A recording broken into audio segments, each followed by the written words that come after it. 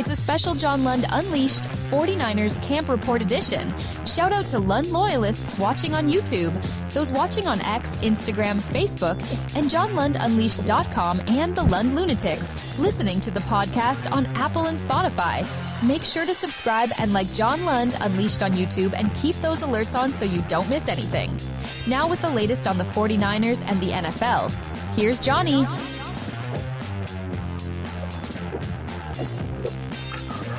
Yes, what's happening? Thursday edition of the program. Joint report. We're not smoking anything. We're going down to Vegas to get you caught up on everything that happened between the Niners and the Raiders today. And yes, injuries are more of a discussion point and all those other things. You see the chalkboard right there. We go by the chalkboard religiously.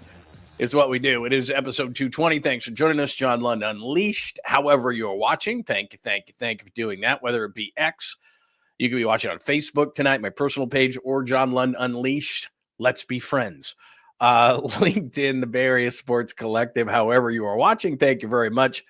May I suggest ever so humbly that you come on over to John Lund Unleashed on YouTube and watch us there. Please subscribe, hit us with the like, and get those alerts on so you don't miss anything. That's John Lund Unleashed on YouTube. I'm also a lot on X at John Lund Radio, Instagram as well at John Lund Radio. So make sure that however you are watching, we appreciate it. And for all things Unleashed, just go to johnlundunleashed.com. Blog, archives of show, podcasts, which you can listen to this show on Apple, Spotify, or your favorite place you get your podcast, however you want to do it. So we are on lots of different platforms, but my favorite is John Lund Unleashed. We got a bunch of people in the chat room, a lot of friends, and it's a lot of fun, and we would love it if you join. If you do come over, just say hello so that everybody can welcome you as part of this great community, or you can just sit and watch me. Whatever, however you want to do it is fine with us. All right, I'll get out to the chat line in just a second at John Lund Unleashed on YouTube and say good evening to everybody. But we had a CJ West scare, kind of like we had a Mikael Williams scare. We'll get into that injury talk. We just can't get away from it because there were 20 49ers missing in Vegas today. We'll talk about that. How'd they do? Were they better than they were against Denver last week? We'll talk about it. Takeaways from this thing. The max streak ends, but he does respect Trent. We'll get into that conversation. Offensively, what did we see? Lots of talk of CMC, more Ricky, and Connor Colby, the kid from Iowa, the guard. Kind of an interesting story there, and George Kittle loves him because he's an Iowa guy. Bosa didn't play. We'll tell you if you need to be worried. More on Winters and Demo and the guys who have been playing well, and, of course, lots of talk of rookies on the defense. And then the NFL wire after that. Wide receiver talk, and it has to do with the 49ers too, so we'll discuss it. Two interesting names, the wide receiver core. One, certainly the 49ers could go after, but should they? We'll do that. ESPN did a floor ceiling. Our good friend Nick Wagner did that, so we'll talk about that a little bit. Playoffs. I told you I would do this last week, and I didn't. USA Today put their whole thing together. I would be satisfied if the 49ers did this.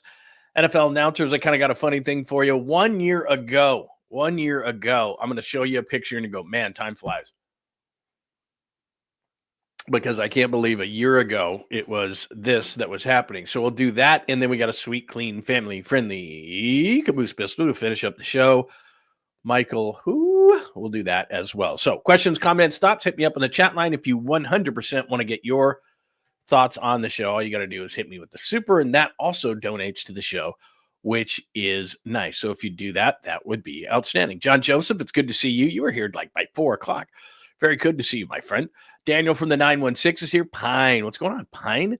Good to see you in the room. 94, what's going on, Carlos Niners 94? It's good to see you. Chris, it is always my pleasure to see you in the room tonight. And Enrique is here tonight. So we got a bunch of people hanging out. Scott, I haven't seen you in a little while, I don't think, but it's great to see you, Scott. Tommy, our good friend, is here. Philip is here today. A lot of the regulars, very, very cool. And again, questions, comments, thoughts. Anybody got some questions, comments, thoughts? Hit me up during the show on the chat line. A super would be cool. Or if you want to hit me up later and you're watching the show later, right underneath here, put your questions, comments, and thoughts. And also later on X, if you're over on X and you're like, hey, I forgot, I got to ask Lund this.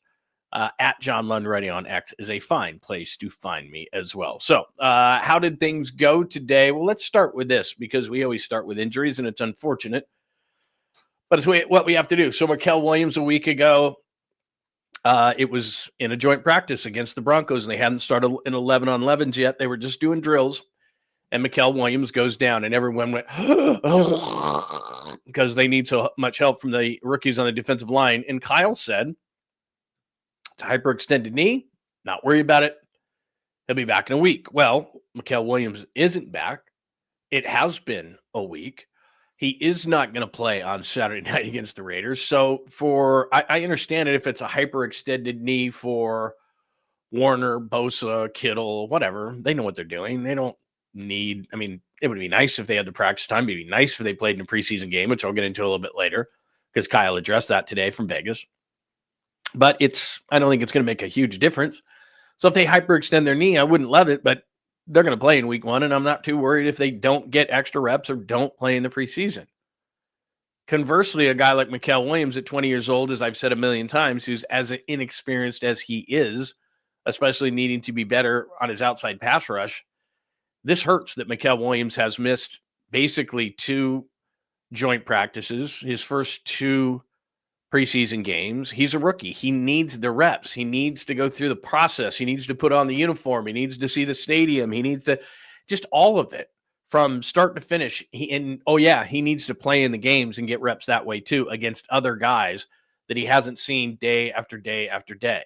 And that's the main thing that is said in these, even from a guy like Kittle who spoke today. All these guys saying, what's really cool? Seeing a different scheme, going against a different guy. Not the same plays, not the same players. I know what their tendencies are. Got to see different plays, different players, different schemes. It helps everybody, no matter how old you are, no matter how many years you've been in the league. So Mikel Williams isn't getting that now. And that's going to slow his progress. There's just no doubt about it. And then the same thing happened to CJ West today. He goes down. We all hold our breath. And then Kyle Shanahan addressed the CJ West injury after practice, after the joint practice. West hyperextended his knee. We think it's going to be all right. It looks similar to like what happened to Mikel last week. But it's ACL and everything checked out good so far, so hopefully we'll be lucky. All right. So again, it doesn't sound bad, but usually a hyperextended knee. I'm no doctor, but I know people who are. I've been doing this long enough, and so I just text him and I go, "Look, I know you're not his doctor, but you know this stuff." And I know a couple of guys who used to be team physicians, and he told me on Mikel Williams, he goes, hyperextended knees are generally 2 weeks. He goes, if they're mild. And he goes, they could go up to 4 weeks. He goes, so when he heard Kyle say a week, he's like, I get it. That's overly optimistic. He says, usually hyperextended knee is about 2 to 4 weeks, especially if you're pretty nervous about a kid. Like late in the season, if you really needed a guy and you were playing in a playoff game in the Super Bowl, you could maybe make it a week. But Mikel Williams still isn't back. And remember, it was a week ago, that Denver practice. So it's been a week. And haven't heard Mikel Williams' name mentioned at all. And Kyle said it was going to be a week. It's not a week. It's probably going to be 2, which means he misses 2 weeks of training camp and he misses 2 preseason games. And you really don't want to play any of your regulars in the 3rd preseason game because that's too close to the regular season opener, which they need Mikel Williams to start. Same thing with CJ West. CJ West came on like gangbusters.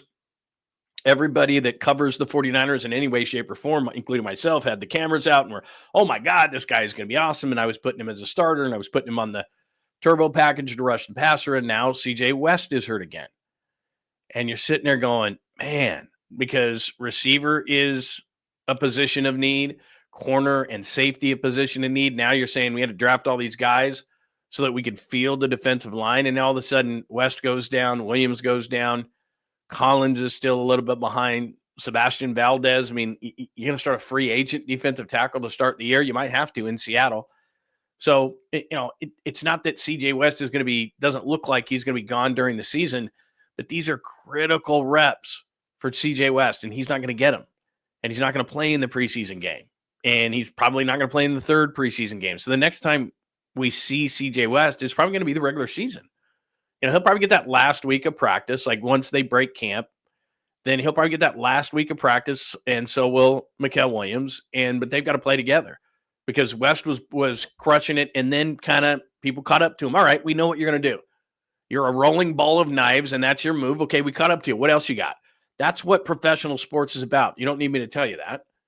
But let's look at young hitters, for example. They go through the league the first time and it was like, damn.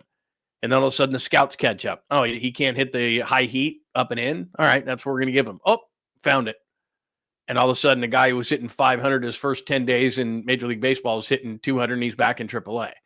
Well, it's the same thing with CJ West. Oh, that's what you do? Okay, how about this? Ooh, you got to counter that. It's a constant game of countering. So he's going to miss out on that.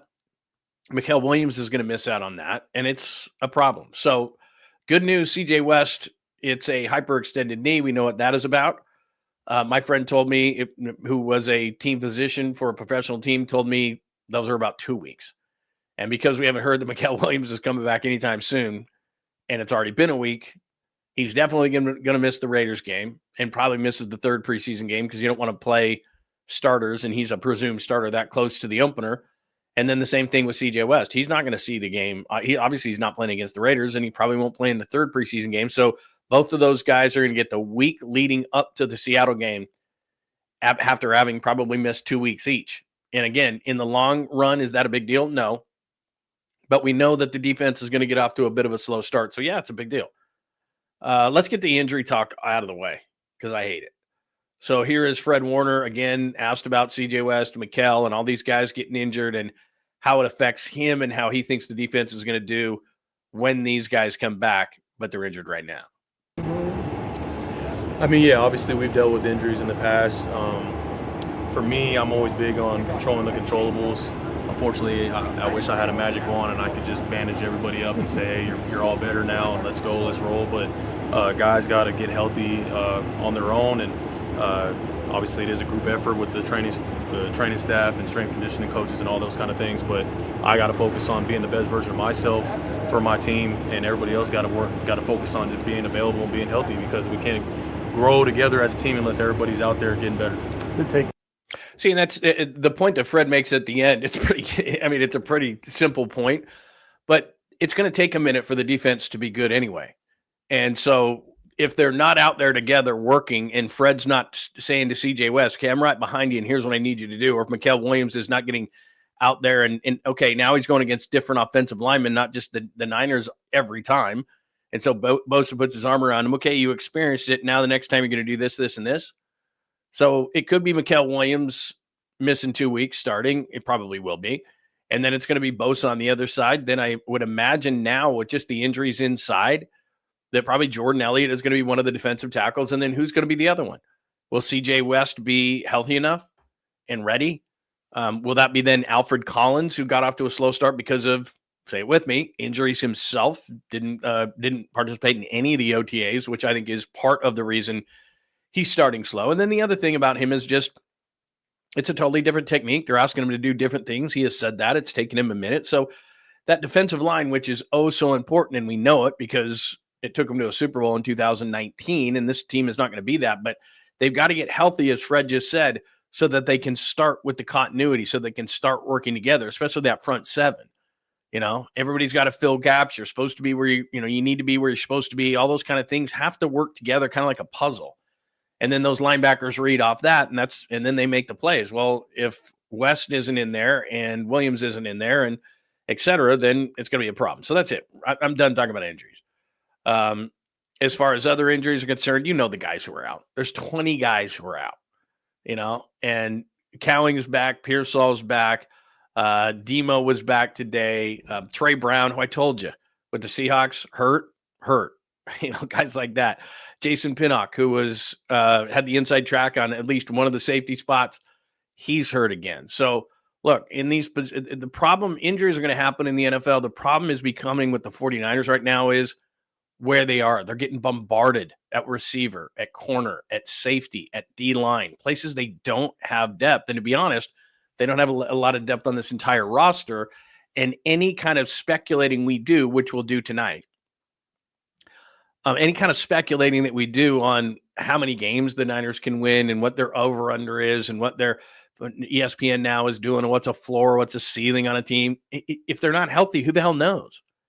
And I do know this, if they have injuries, which they will, on this team, they've got a bunch of superstars, but they just don't have the depth behind it. And the reason they don't is I showed you this yesterday, losing the 2 first-round picks from Trey Lance, taking a kicker in the 3rd round, not hitting that entire draft in 22 except for Brock, the entire draft in 23 except for Winters, those kind of things. Those are the guys that are supposed to be those core players of your team.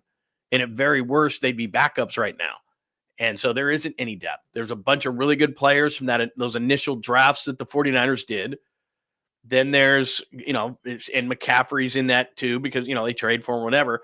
Then there's kind of a gap here. And then you got a bunch of young players.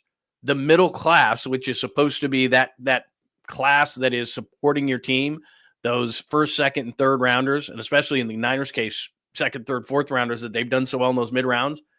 In 22 and 23, they didn't. And so that gap is missing from this team.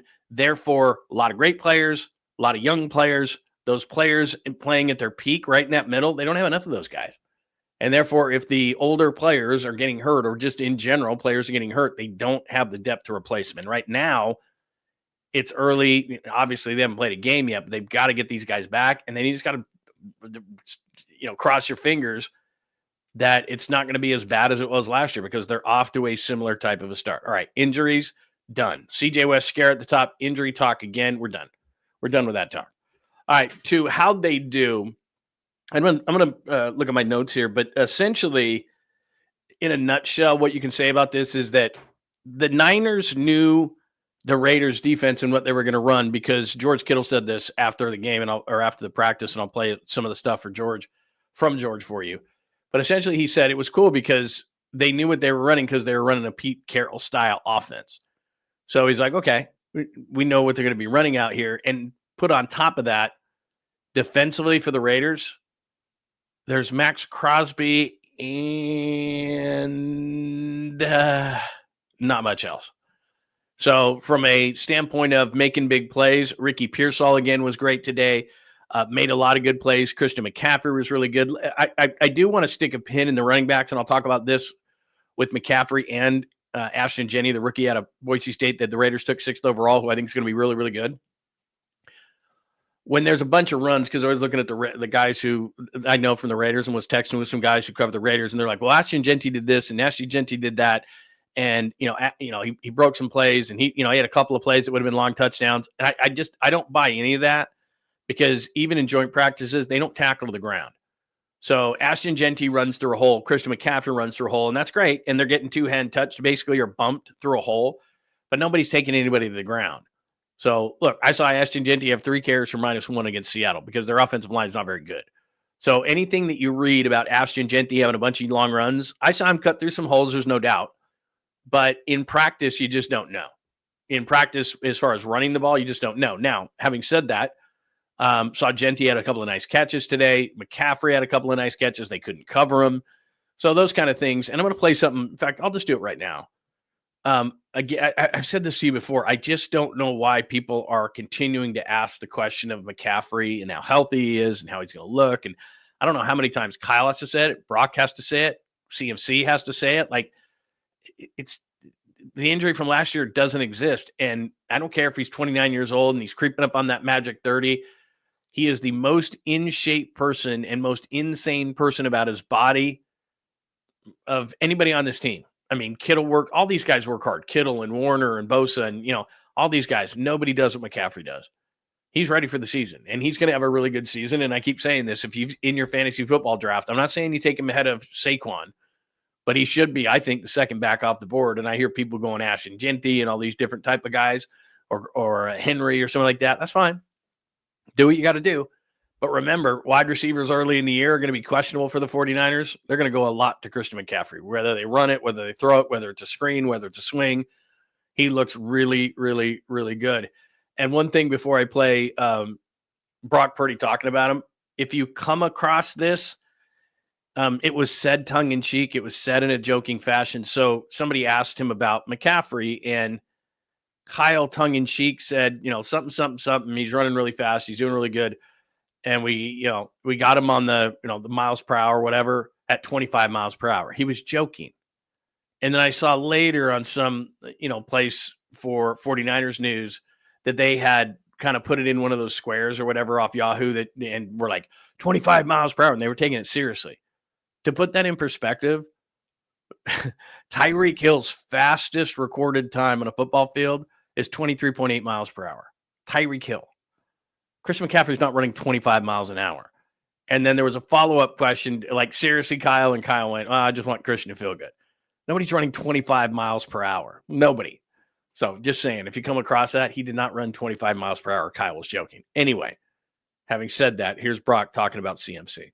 Yeah, I mean, obviously, physically he looks great, getting in and out of cuts, running hard, back to, the McCaffrey that we all know. And then mentally, he's on one. Like, he's ready to get after it in the season and obviously from beginning to end, like, play a whole season and go hard. And that's who he is. He keeps telling all of us in the locker room, he's like, dude, I can't wait. And so for me as a quarterback, I'm like, dude, I love hearing that. I would say this about him. It says right here, Carlos is saying, wrap him in bubble wrap. I mean, I almost feel the same way. And we're going to get into a conversation tonight about whether you play players in the preseason or not and whether it's worth it. I wouldn't let Christian McCaffrey see the field because the thing about Kyle is he just can't help but play McCaffrey. And right now, Guerendo is hurt. Right now, Jordan James, who I really like, is hurt. Corey Kiner is a nice back, but he's not ready to handle that any kind of a load. So the way things are in the backfield right now is it's Christian McCaffrey or bust. Everybody else is hurt. I mean, that's just Abdullah, who they picked up. He went on injured reserve. So it's pretty much Christian McCaffrey and Corey Kiner right now, and Kiner's not taking the role. I like James, what I saw early in camp from him, and I like Guerendo, but he's still got a lot to learn. Remember, he was a wide receiver for the majority of his college career, then played 1 year at Louisville, came out. Look, he's got 4.33 speed. I like the guy. Had a couple of nice games, had the long run in Seattle. I like him a lot. But the zone read is a feel. It's a wave. You cut at a certain time. It's one cut and go. He's still learning those kind of things. He can be a really good receiver out of the backfield. But Kyle Shanahan can't help playing Christian McCaffrey. So I wouldn't touch him for the preseason. There's no need to. But I'm just saying, as far as his health goes and all these other questions that everybody's going to ask you and all these people in fantasy football, Christian McCaffrey's healthy. He looks good. He's running well. Had a couple of nice catches. There's not a linebacker on the Raiders or a safety that could stay with him today. Unlike D. Winters, and we'll get into in a minute. Winters continues to impress. We'll get into that in just a second. So that's what Christian McCaffrey's doing. Other things that I wrote down for tonight, I'll just go through it in the offense and things like that, takeaways and all that kind of stuff. I'll do that. Since we're on Brock a little bit, we'll go offense first and then we'll go defense. So here is Brock on how everything went for the offense. And remember, they struggled a bit, especially on the offensive line last week against Denver. So here's Brock feeling a little bit better about what he saw against the Raiders in the joint today. Offense, came out ready to roll and compete, and so I thought it was overall pretty good. I think last week, obviously, the first half of practice was a little slow and stuff, but thought we finished it good. But I thought today was pretty good from beginning to end. Yeah, lots of big plays. Ricky Pearsall again, and I'll play something about the wide receivers in just a second about Cowing and Pearsall. But Pearsall again, long touchdown, a couple other touchdowns as well. The Raiders don't have a lot of great DBs. They have a rookie corner that I really like out of Iowa State named Porter. But outside of that, they just don't have a whole lot on the back end. On the front end, not a whole lot besides Max Crosby. And they lost Wilkins, of course. Linebackers, it always seems like they are on the eternal hunt for linebackers. They had a couple last year that I thought were decent. They're gone. So the Niners had their way. Conversely, I'll do conversely in just a second. But offensively, and you look at offense right there, CMC, Ricky, and then the kid out of Iowa, and he's kind of an interesting one. And I know offensive line talk does not thrill everyone. But right now, say it with me, injuries, Ben Botch, who was supposed to be the left guard, and essentially Chris Forster, the offensive line coach of the Niners, came out. And remember, Barch missed the early part of camp. And then he played, and Chris Forster was asked about it and about the left guard spot that Aaron Banks vacated. And he said, yeah, it's Ben Barch's to lose. We really like the guy. And Trent Williams was saying nice things and everything looked good. And then he gets hurt. So Nick Zakelj was a part of that. And now Connor Colby's a guy that they really like. In fact, Kyle Shanahan talked about him today, said he graded out very well in the first preseason game. They just threw him in there when Barch went out, and they really like what he's doing. And remember, Iowa turns out tons of great offensive line. I mean, you got Kittle, of course, who's a tight end, but a great blocker. But through the years in the NFL, because Kirk Ferentz is there and that's the way he teaches them, a lot of these guys come in and they're ready to play. They're advanced in what they do. Now, right now, he's a better run blocker than he is a pass blocker, but he could be passable. But again, we're starting to see the same thing on the offense that we're seeing on the defense. rookie left guard. 𝐸𝐸𝐲 is, he's not a rookie, but he's inexperienced. 𝐾𝐨𝐽's not a rookie, but he's inexperienced. You're going to start, on the defense, we know there's a lot of those guys, but they're relying more and more on these guys who just either are rookies or don't have a ton of experience. So watch the left guard spot, because you got Trent, and I'm fine with that. And I know you hate 𝐬𝐾𝐨𝐽, but 𝐬𝐾𝐨𝐽 is fine, and Pooney is fine.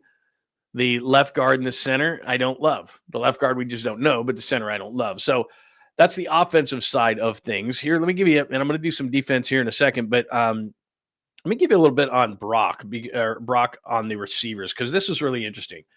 We talk about this ad nauseum, but Brock did say, and I didn't cut this one up for you, but Brock did say that he's talking to Jauan Jennings every day, that they're doing the mental reps, and he and Aiyuk are doing the mental reps, and he doesn't think it's going to take him much time once they get back and this and this and this. So it's like, okay, fine. But then he was asked about 𝐾𝐨𝐽, he was asked about 𝐸𝐸𝐲, and his eyes light up when he talks about 𝐸𝐸𝐲. And they worked off season together. So I am confident, and I look in the back of my mind, and I hate continuing to bring it up, but it's a factor right now until Ricky 𝐸𝐸𝐲 can show day after day after day he's going to be healthy, is that we all have our fingers crossed on Ricky 𝐸𝐸𝐲. And I've kind of gone from, hey, Ricky needs reps, to I'm not playing Ricky in the preseason either, because I don't have enough wide receivers to take the chance. We'll have a longer conversation about that in a minute. But here is Brock. He is confident not only in Ricky 𝐸𝐸𝐲, but he says in 𝐬𝐝𝐾𝐭 as well. Said he doesn't take anything for granted. Like, he's out there going hard every rep, and he's the kind of kid that he just wants an opportunity. And you could tell last year when he got in the games, like, he had little sparks and stuff, and it was just about putting a whole season together as a rookie.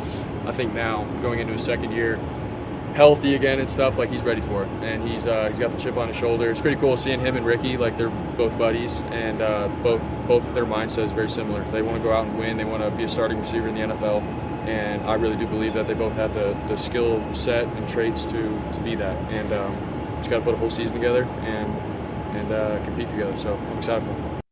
And look, what else is Brock going to say? I mean, the one part of it is he's going to say nice things about his guys. 𝐸𝐸𝐲, I believe in.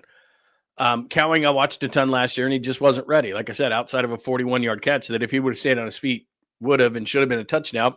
But okay, they may just have to use him in that first game, because the more time goes by, the more I don't know that this Jauan Jennings thing is going to get resolved. Now, what's funny is, and you probably saw this on social media, Jauan Jennings actually on Instagram posted from 6:03 this morning in Vegas, posted him getting his calf work done by the medical staff.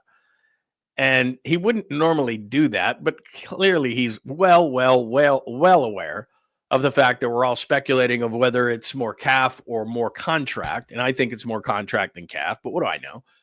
I think it's a combination of the two, but I think it's more contract than calf. So he sent that out basically saying, look, I'm getting work on my calf, which it's like, I don't care. I still think it's a contract thing, but okay. I'm not saying the calf that you're faking it. I still think that the calf is something. I'm just simply saying that I think it's a little bit of both, but he was getting work on it. If that's the case, if it's not contract and it is calf, he'll be back by the Seattle game. But I think it's a combination of the two. So we'll see. Back to 𝐾𝐭 and back to 𝐸𝐸𝐲. 𝐸𝐸𝐲 is going to be a starter. I'm confident. 𝐾𝐭, I hope what Brock is saying is just not for the media and to be a nice guy. I continue to say this. He's a small, thin receiver, and it's just going to be tough for him. Watkins, if they had Watkins, I think Watkins was ahead of 𝐾𝐭 with 𝐾𝐭's injury, and then Watkins goes down. So, and we're going to get into it in the NFL Wire tonight, wide receivers. There's a couple of interesting stories about wide receivers right now, but so we'll get into that in a minute. But he says he believes in 𝐾𝐭. It may be in week 1 at Seattle, 𝐸𝐸𝐲, 𝐾𝐭, doubt Watkins is going to be back, Russell Gage, something along those lines. I mean, I'm not excited about it, but he may have to put his money where his mouth is at that point to say, okay, because 𝐸𝐸𝐲 is going to be the number 1 wide receiver. 𝐾𝐭 is going to be there too. And Seattle's got pretty decent defensive backs. I mean, Devin Witherspoon's pretty good. Contract year for the corner, 𝐟𝐸𝐽 on the other side. He can be good. He's a monster-sized guy that runs in the high 4.2s. And they've got a guy named Nick Emmanwori, who's a safety out of South Carolina, and they use him as a joker. I don't know if you saw any of the Raiders game, but he comes off the edge a lot of times, or he'll fake and come back, and he's got a situation. He may take on more Kittle, more CMC in that game, but he's another guy. So they've got some good defensive backs, and the Niners, the way they are, the way the receivers are set up right now with all the injuries and the uncertainty surrounding Jennings, that's not going to be the easiest game to play. So there it is. Hi, Catch. Yeah, Russell Gage to me might be that guy because Kyle's big into trust. I've told you this before, and you know this. Kyle's big into trust. And so he's a veteran guy. He's had success in Tampa, Atlanta, had a major injury that he's coming back from, but he's looked good in camp. He has looked good in camp. I'll give him that. And so, in that first game at Seattle, when the crowd's going bonkers like they always do, and they're pumping noise into that place, it might not be the best place for 𝐾𝐭, even though he's a second-year guy. He just doesn't have that much experience. Ricky's got no choice. He's got to play. So there's that. All right, offensively, let me see if I have any other offense stuff that I want to play for you today. Oh, I do. I have a couple of different things.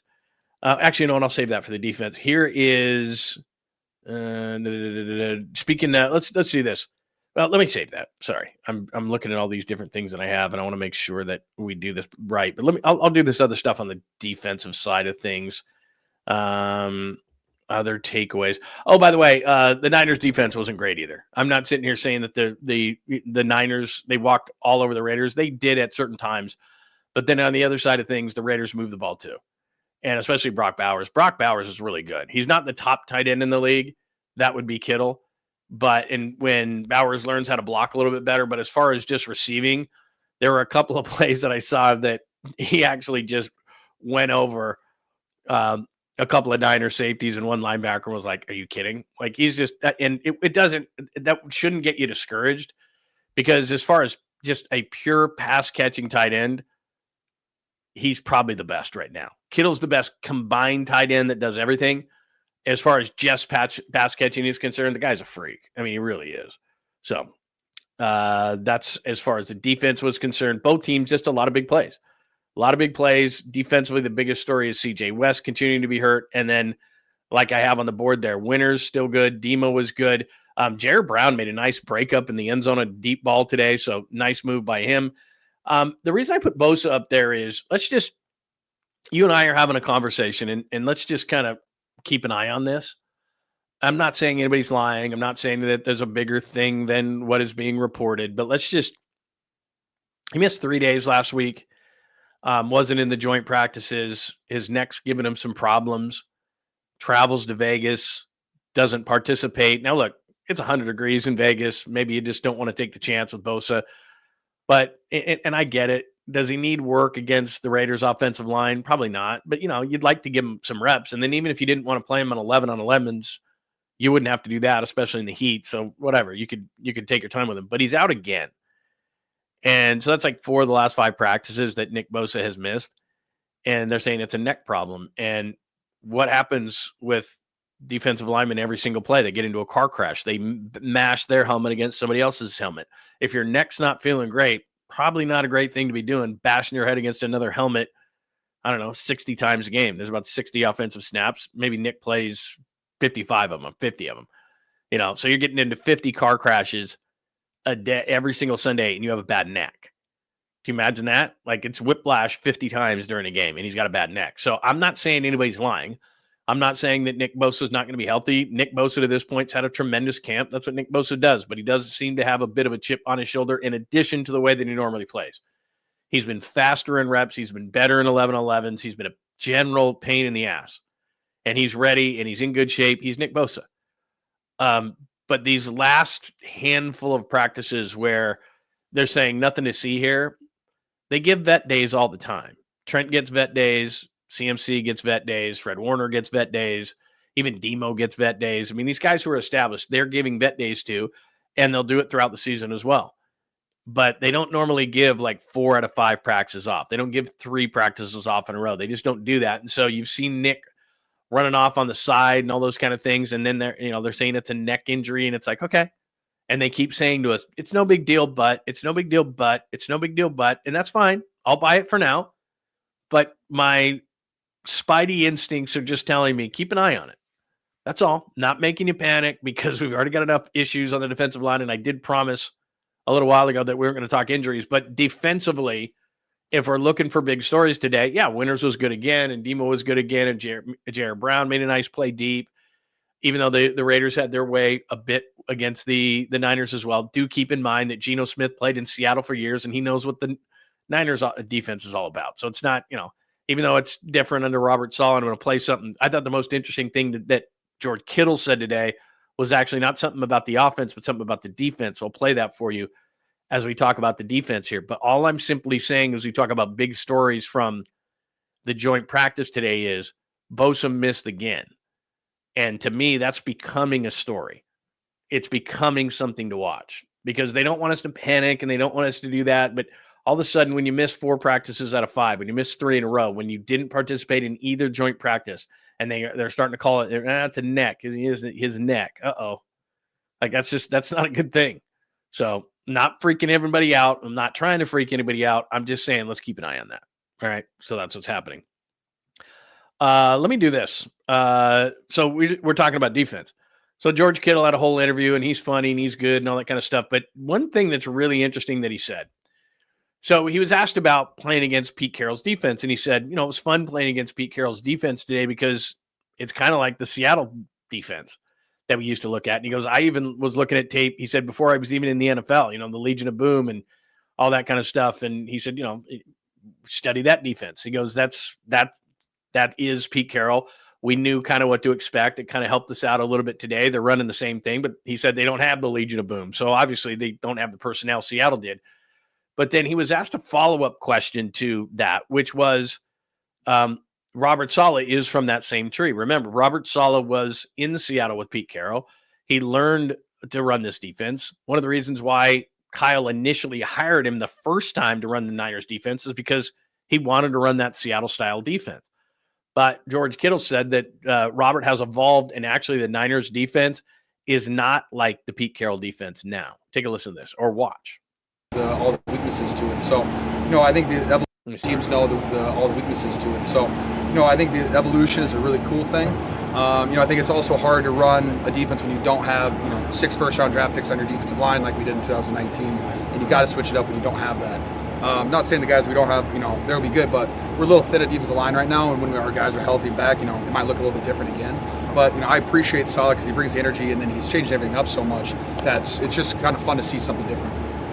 See, I thought that was interesting because they're not just running a Seattle, cover 3 type of a defense. They're not just running what Pete Carroll used to run in Seattle, and Pete Carroll is running a version of that with the Raiders. And what Seattle used to do is, look, we know what we're going to do. We're just going to do it better than you. And the Niners had that same kind of talent in 2019 and even a couple of years ago. But now, year by year by year, that defense just hasn't been as reliable, especially in big spots, third downs and late in games. And so last year when they were 6-11, we can bitch about a lot of different things, but the defense just wasn't getting it done. And they had opportunities to get stops and they didn't do it. So you look at it this year, and one of the key things that George said there was, we don't have 6 first-round picks on the defensive line like we used to do. Now we've got to, do it a different way. And that's something that you and I talked about last night, which was they're going to be blitzing a little bit more. They're going to be taking some chances a little bit more, especially early in the season. They may not get the pressure. Again, Mikael Williams looked a lot better rushing from the inside than he did the outside, but he's going to play the edge when he comes back. CJ West got off to this great start, and people are kind of adjusting to him. He's got to adjust again. Is he that player we saw early? Can he adjust to that? Alfred Collins is probably just going to be a run stuffer. Hupp, I think, is going to be screaming off the edge in the turbo package and the pass rushing package. But, they've got to get some guys to consistently push the pocket. And if they can't do that, then what does Robert Saleh got to do? He's got to bring a 5th guy. He's got to do some stunts inside. He's got to – you saw a couple of plays in the first preseason game, and I'm sure he'll do more of this against the Raiders, where they'll mug these guys up. And what that means is they'll bring the linebackers. So you got your defensive line, and then they'll bring the linebackers. They'll even walk a safety up sometimes. And then it's kind of who's coming, who's not. Kind of like what Pittsburgh has run for years, your zone blitzes. Now, I don't think any defensive linemen are going to be dropping out, and a linebacker is going to be going in, kind of like a true zone blitz, who's coming, who's not. But, you'll see the linebackers come up, and it's like, are they coming or not? And a lot of times they'll back out of it. But they're going to have to do things that disguise more than what Robert Saleh has done in the past. That's going to maybe blitz more, do some different, switches, things like that, because they just don't have, let's line up and play, and our guys are better than your guys. That's what Kittle was talking about. That's what those Seattle teams did under Pete Carroll. They had better players than you. So even if you knew what they were doing one-on-one, you couldn't handle those guys, and Bennett and Averill and Wagner and the Legion of Boom and all those different guys. And it was like, well, KJ Wright, who's on the Niners staff, those kind of guys, they were better than you. And the Niners in 2019 running that defense, they were better than you. They didn't have to trick it up. And if you don't have to trick it up, that's better, because now you're not taking chances. You're not leaving guys on islands. You really don't want to have to do that. But it's becoming clear day by day, and you just heard George Kittle say it because he's seen it in practice from his own team. And Robert Saleh hasn't been shy in saying it, and I played it for you last night. They're going to have to do those things, especially early in the season, until they get their legs under them. And as we played Fred Warner earlier, they can't get their legs under them until they get everybody back, which they don't have right now. So it's going to take a minute. Let me stop for a quick second, because we're going to get into a couple of topics here that I want to discuss with you. One is these receivers, and the second one is they have so many injuries right now. I'm going to play something for you from Kyle, something he said about playing starters. I got to be honest, I wouldn't play any of them now. They were missing 20 players today. I don't know if you heard Kyle say this the other day, but he said it again today. They don't have threes. They don't have a third string. So in training camp, what you try to do is you have all these bodies, and you're running ones, twos, and threes, and sometimes even four stringers out there. Hell, they don't have four stringers. They don't have third stringers. So they're in 100-degree heat today, and they're running their first and second string. And then, your first stringer's like, Bosa's not playing. Trent's not playing a lot. Trent did drills, and then he didn't do one-on-ones, which I'll play something for you from Max Crosby here in a minute. But it's like, look, he's in this position where he can barely get through these practices. It's one of the reasons why he said he didn't want any fights, and I'll play that for you too. One of the reasons he said he didn't want any fights today was because if somebody fights during a practice, they get kicked out. And what he told the team before let me just play it for you rather than say it. This is Kyle on, they are so short right now in these practices, missing these 20 guys, that he gave him a lecture because he knew, because Max Crosby said, and I played it for you yesterday, Max Crosby said, hey man, every joint practice I've ever been in, I've fought. He goes, I have a perfect record in fighting. And Kyle knew that. So this is what he told the team before the practice, knowing that they were so short. Is there a message to, hey, let's try to keep things in control with these joint practices? Yeah, there's a huge message. We had an idea what we would walk into, and but it's the same as the game. Like, I have no problem with people fighting. I have a problem with hurting your football team and losing football games. We don't like people to fight on game day because, one, it's a 15-yard penalty. We like explosives. They're hard to get by. We don't like to just give them people, and you get it dejected. And it's a lot harder to play with 45 and 46. And today I looked at it even stronger. I mean, we're out here with missing 20 guys. We have some positions that don't really have enough to go. I looked at it as if you get punched and you throw a punch back, I told the guys it shows how mentally weak you are. Because all you're going to do is leave 5 guys left to do the whole practice just because you couldn't handle getting hit in your face mask and letting that hurt someone's hand. So I thought it was important to truly show how tough you are by no one throwing a punch. And from what I saw, the guys handled that because we were able to keep them all out there. All right, so that's essentially what he's saying is, look, you can't do it during the game, you get kicked out. But he said it's his role that if somebody throws a punch, they get kicked out. So they're not going to be in practice. So you were already shorthanded. His point was you're already shorthanded at all these other positions. You can't throw a punch and then get kicked out and then look at your guy in your position group who has to do, 5 more reps that day in 100-degree heat when you're already short. Thanks, man. Or 11 on 11s and have to stay on the field and risk getting injured himself because you couldn't control yourself mentally and hit somebody back. And look, there were skirmishes out there today, but the Niners did a nice job in not being a part of those. In fact, this is a perfect time to play Max Crosby. Max Crosby, like I played you the other night, he said he was 100% in joint practices and fighting. Well, he's not anymore. But here he is. He wanted to go up against Trent Williams. He did have conversations with Trent Williams. They did not go one-on-one because Trent did drills, and then he bowed out for one-on-ones. And I'm going to tell you why. Kyle addressed that today too. But here's Max Crosby on his respect for Trent Williams. Respect between great players. Yeah, he didn't go in the team, any of the team stuff. So unfortunately, I didn't get to go against him. I was looking forward to it, but he's somebody I respect at the highest level. I mean, he's 37 years old. Dude's gonna be a Hall of Famer. You know what I mean? And those are the type of guys that I try to learn as much as I possibly can from. He's got so much knowledge about the game. He's such a good dude, but he's a legitimate competitor, and those are the guys I like to learn from and just be around. And when you're out there, you start talking your shit, you're going back and forth. Those are the guys that make you better. And that's a guy, like I said, got so much respect for. So me and him, we chop it up every time we're around each other. We have great conversations and just have great back and forth because he knows what I want. I know what he's chasing. I know what he's trying to accomplish. So yeah, man, I respect that dude. I could go on and on about that dude. I respect him so much. Were you a little disappointed?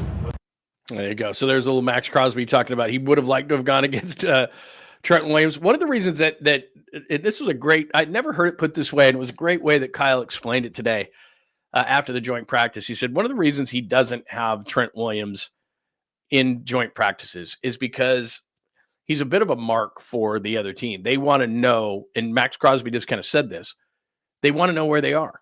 And so what do? They want to go up against Trent Williams. It's kind of like, when the Warriors were so good and they got every team's best effort every night.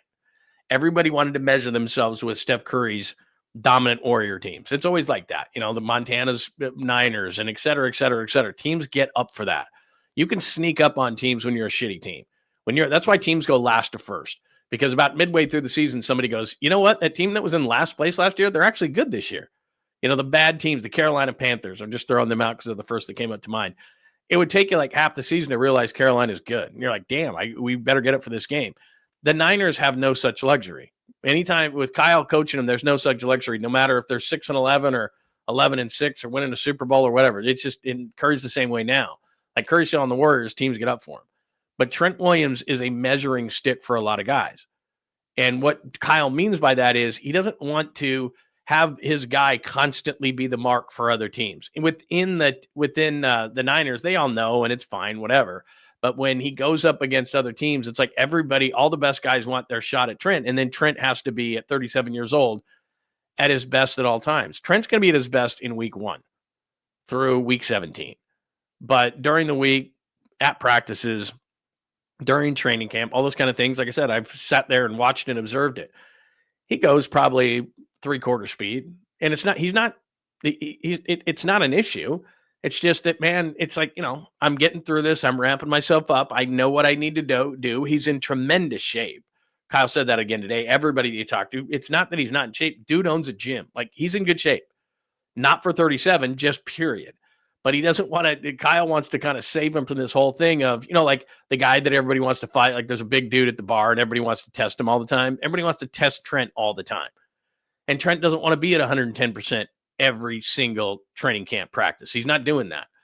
As kind of Kyle put it today, and I'm just kind of paraphrasing it, where he basically just said, look, there's only so many hits and so many this and so many that your body can absorb. And he's 37 and he's not going to waste that in training camp. He's not going to waste that in practices during the week.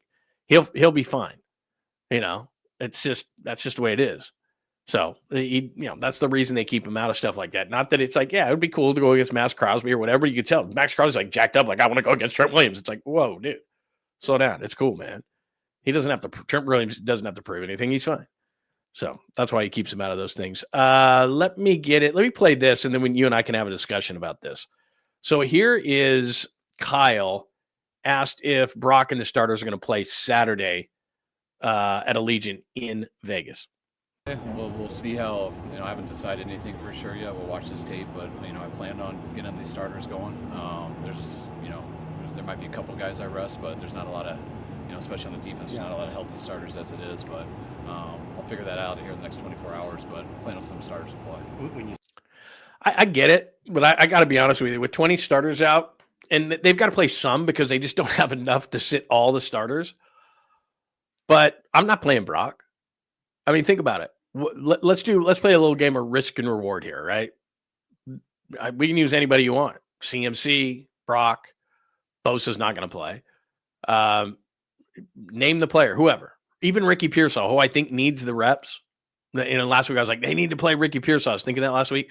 With all these injuries, and we're about 3 weeks away from the opener at Seattle, a division game at Seattle, and you're already down 20 players with all these injuries that they've got. The Jennings thing is really weird, and just, receiver, they're down. D-line, they're down. Safety, they're down. It's just all over the place. Left guard, which was the only position open on the O-line, they're down. I'm not playing anybody. Like, I know I've got to play some offensive linemen to get continuity. I know I've got to play some of these rookies. Alfred Collins needs the reps. These kind of guys. Martin needs the reps. There's no doubt about it. Nick Martin needs the reps. I'd love to get Upton Stout out there. Needs the reps. Certain guys, because they haven't played in the league, need the reps. But Brock Purdy's not playing. So just the logic of it is, and you can disagree with me all you want. I'd love to hear your thought. But let's say that Brock Purdy plays 2 series against the Raiders. Is that going to matter that he played those 2 series in week 1 against Seattle? It's not. Is it going to be more ready because he played 2 series against the Raiders for week 1 in Seattle? It's not.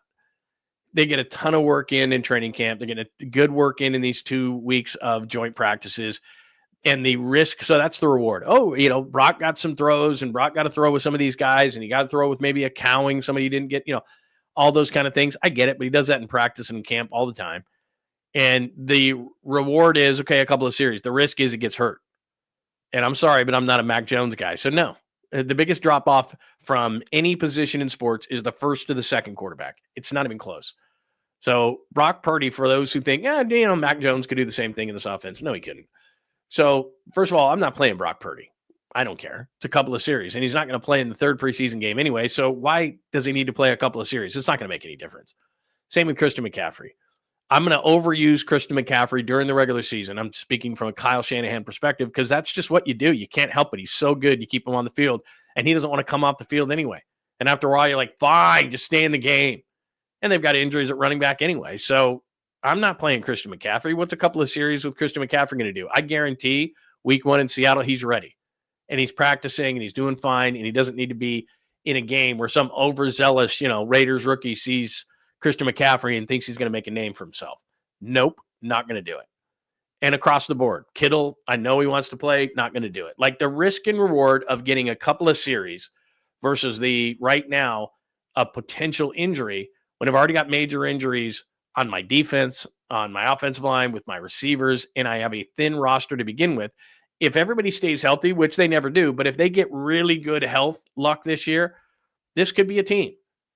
But at any position almost on the entire roster, if somebody goes down, think of the drop-off from Kittle to the number 2 tight end. Think of the drop-off from Trent Williams to Spencer Burford. Think of the drop-off from McCaffrey to Garendo. On and on and on to the break of dawn. Just same defensive line the same way. Even with these young guys, Mikael Williams, if he can't play for a while, I like Huff. He's a nice player, but he never has set an edge in his entire career, even the year that he got 10 sacks with the Jets. He is a 3rd down pass rush specialist. What if Fred Warner went down and your linebackers were D. Winters, who's having a great preseason in training camp, but D. Winters and Nick Martin? No. So I'm just saying I wouldn't play anybody in the preseason. Now, if they didn't have the injuries they are having and having the luck that they're having, bad luck that they're having with injuries that they've had for, a lot of the last couple of years, then I'm okay. But I would be of the philosophy, like Sean McVay doesn't play anybody in the preseason, doesn't play his starters. They seem to be fine. I just don't think that a couple of series is worth the risk. And certain teams think it's okay. Even Andy Reid. I was reading a piece in Seattle today because Seattle's playing Kansas City this weekend. And Mike McDonald, the head coach of the Seahawks, was saying, we want to play our ones against Kansas City ones. And now Mahomes isn't playing, and he's pulling a bunch of guys. And that's a guy, Andy Reid, who's famously played his starters in the preseason. Says, I want to see my guys. I don't see the point of it anymore, especially as injured as the Niners are. So when I hear Kyle Shanahan say, we're still thinking about it, I don't want Brock Purdy out there. Some guy blindsides Brock Purdy. Again, I don't like to bring up these kind of things, but like the Philly game, when he got blitzed from behind by Hassan Reddick, like that looked like an innocent enough play. So no way. Not doing it. Not playing any of these guys. Yeah, I saw Mahomes played a little bit in preseason game 1, but at least from what I read today, Reed's not playing him against Seattle. So I don't know what that is all about, but anyway, there you go. That's what I'm saying. 2 preseason games, 18 season with 2 bye weeks. Teams will be rested more healthy. I don't even know if you need preseason. The only reason they do preseason, to be honest with you, and not just joint practices. What they should do, honestly, is they should do joint practices. They should put them in the stadiums. They should make that the game, and everybody's fine, right? And you can sell concessions, everything else. The only reason they're doing preseason, they do preseason games now in the NFL, it's a big moneymaker. They're not paying the players anything for preseason. I mean, they're paying them a few bucks. It's like, I don't know, $5,000 a week for vets or something. It's next to nothing. And then you go into a preseason game, your tickets aren't discounted. That's part of your ticket package. Your beers aren't discounted. If it beer's $20 at Levi Stadium, it's $20 in the preseason and the regular season. Like, you're not getting any discounts. And so it's a big moneymaker for the teams because they get they get local TV money for that. They get you coming into the stadium, you're buying stuff, you're buying beers, you buy tickets as part of your package. They're making money off those games. What they really should do, and I think it would cut down on the injuries as well, is these joint practices that they can control. Fans would love to go into those. Those are fun, man. They really are. They make us turn the cameras off after after they start doing the drills and then the one-on-ones and all and the 11-on-11s and all that kind of stuff. People would be really fascinated with it. It'd be really fun because you could really get behind the scenes and seeing what's going on, even in the stands. Have binoculars on, and it's just a lot of fun. See guys go at it and all those kind of things. Plus, preseason, to be completely honest with you, like you'll probably see Brock for a couple of series. And I know it's in Vegas, not here, but let's say you bought a ticket and you saw Brock for like 2 series. I'll give you a great example. Last year I was at this preseason game and my nephew is a huge Raiders fan, just a huge Raiders fan. And they lived in Boise, Idaho. And then he's bonkers this year because of 𝐼𝐮𝐬𝐽 went there. And so last year I got him and my sister and her husband and him sideline passes to the game. And I was at the game and you watch a game. And I felt bad for him because the Raiders didn't play anybody. And he was still thrilled to be there. And he's like 10 years old. And he had a 98 Max Crosby jersey on. And he asked me, is Max Crosby going to play tonight? I'm like, nah, sorry, man. No Max Crosby. So, I mean, he's bummed out by it. But if you did joint practices and you put them in the stadium and people could watch those things and they could see their favorite players, that'd be a hell of a lot more fun. Because to me, just having covered a bunch of these, sitting in press boxes and everything, by like third quarter, you're like, can this thing end? But they're not discounting your ticket or your beer or anything else or your parking. It's full price, man. It's a full go, and they're not hardly paying these guys anything. So they like preseason games. But I'm with you. I think it should be no preseason games. I'd go 18 regular season games, joint practices for every game that you're going to play. So put it up, the 3 teams that the Niners always play every single preseason, right? Play those teams. You play the Chargers, you play the Broncos, you play the Raiders, you do joint practices. People go like it's, part of the stadium. They go, they tailgate, they have a good time, and you're watching basically a fancy practice, but it's fun. I think it's more fun than watching a preseason game where it's like fourth quarter, you're sleeping. Yeesh. I agree with you 100%, Fozzie, on that. Especially for quarterbacks. I mean, I don't know how you develop like a Trey Lance. I don't know how you develop him. He can't develop. He's going to sit behind Justin Herbert. He's just, you got to be able to develop guys. And offensive line the same way. Offensive line in college, and then you get into pros, and it's like a massive slap in the face. Like, you generally don't get guys who come in like you used to have and just they get it right away. Like, there's a massive adjustment from college and the pros. Offensive line's that way. Receivers that way. Like, there's a lot of positions, but none more than quarterback. But offensive line is probably number 2 after quarterback in terms of like where personnel people just go, these guys don't know how to play. I got to teach them. I got to teach them to play, man. It's brutal. Yeah. I mean, I'm telling you, Logan, the joint practices is fun. I mean, they're cool to see, especially because, I mean, again, you're not going to be as close. I mean, we're standing on the sidelines with our dumb phones and our binoculars and everything. But you could see a ton. Like, even in the stadium, you could see a ton of stuff going on. And there's so many different things. Like, you watch the different drills, you see your players, and you'd still get like, that preseason guy that popped. I mean, you could see it. And then they go on to the, after all the drills and you see that would be cool. And then they go to the 11-on-11s, and then that's basically the game. And, they could have the guys on the sidelines and running things in and out. And, you get excited about big plays. And, it's just, having done this for many, many years and watching a lot of joint practices and everything versus covering a lot of preseason games, I think joint practices by far are more entertaining and would be worth your buck. Like if they charged you as part of your season ticket package, I'd much rather watch joint practices than I would a preseason game. And they could put them in full uniforms, go to the stadium, do all those kind of things. They could make it really cool. because nobody cares. I mean, preseason, like I said, I just wouldn't play him. I just wouldn't. I think the risk and reward right now for a team that's as banged up as the 49ers are right now, just not going to do it. I just wouldn't do it. So let's see. We've heard about the injury with CJ West. If you're joining us late, let me hit that real quick. We can just go through this real quick. Oh, let me do it again. Hold on. CJ West hyperextended his knee. We think it's going to be all right, but it looks similar to like what happened to Mikel last week. But it's ACL and everything checked out good so far. All right, that's good. But again, Mikel Williams is not back. It has been a week. I think it's going to be a couple of weeks for both of those guys. That's the latest on that. Brock Purdy said the offense was much better today. Kyle saying no fights. We talked about that. CMC, Brock again said he looks great. Thank you for asking. Brock is confident in _𝐾𝐭. Will Brock play? That's what I just got into. We'll see how, I haven't decided anything for sure yet. We'll watch this tape, but, I plan on getting these starters going.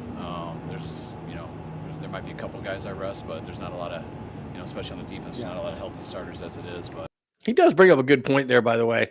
It's not like he's got a bunch of guys that can sit on the bench as far as starters because they're so banged up, and there's only so many guys that you can pick up. So they are going to have to play guys. But look, I'm not playing a Fred Warner. I'm not playing a Demo Lenore. I don't care if a guy's to play 3 quarters. That's going to be a mailman in 2 weeks. I don't care. There's no way. And it's the whole reason why they don't have multiple cut downs. You know that, right? Is that, they used to cut down. They used to be a casual thing. They, all this, it's like boom, boom, boom. Now it's just one big cut. And the reason why is because they want as many guys on the roster as they can so they don't have to play their players in the preseason. But the Niners are so banged up, they have to play some of them. So there's that as well. So let me go through the chalkboard again. Episode 220. CJ West scare, should be fine. Hyperextended knee. Injury talk again. How'd they do? Takeaways, that's kind of the same thing. So the max streak ends, and he respects Trent Williams. Offensively, CMC looked great, as always. Ricky Pearsall is stacking, as we always say. Connor Colby, the rookie out of Iowa. That might be your starting left guard because a couple of different injuries now for Ben Bartch in this training camp. Defense, like I said, I'm not trying to make you panic on Bosa. I would just keep an eye on his situation. Winners, Demo, Jair Brown had a nice knockaway, but the Raiders had their way, just like I think the Niners had their way. I mean, I wouldn't say it was as consistently that way, but the Raiders certainly moved the ball against this banged-up 49ers defense. So that's what happened today in Vegas under 100-degree temperatures. Anything else question-wise before I get to the NFL Wire? And there's a couple of things in the NFL Wire that are actually they relate to the 49ers, which we'll get into, especially with this wide receiver thing. Yeah, Brock had a good day. Ricky had a good day. George always has a good day. I swear, just in looking at George, he looks like I know this is stupid because everybody's like, come on, man. But it looks like he's in the best shape of his life. I know everybody says that, but he's in really good shape. What else do we have? Yeah, exactly. Yeah, you'll see. I mean, you could be a reporter yourself because you're just like, oh, who's running with the ones? And maybe that's why they don't do it. But again, these depth charts, whatever, they could change things. But so there's that. Let's see, what else do we have? Nah, the UFL is not a G League. It's not affiliated with the NFL. It would be great if it were. I mean, they had NFL Europe for a while. They put certain guys on certain teams.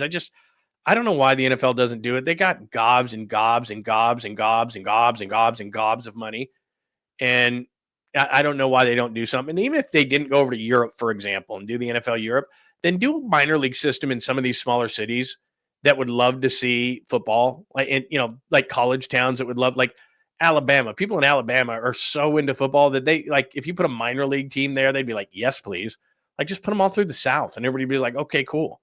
Or put them just, in proximity of your team or whatever. They can play in the spring or whatever, but they need to, especially, like I said, the quarterback position for sure, and just, this is the Kyle offense. And because 90% of the teams have a version of Kyle's offense right now. So just, you teach them to play in it.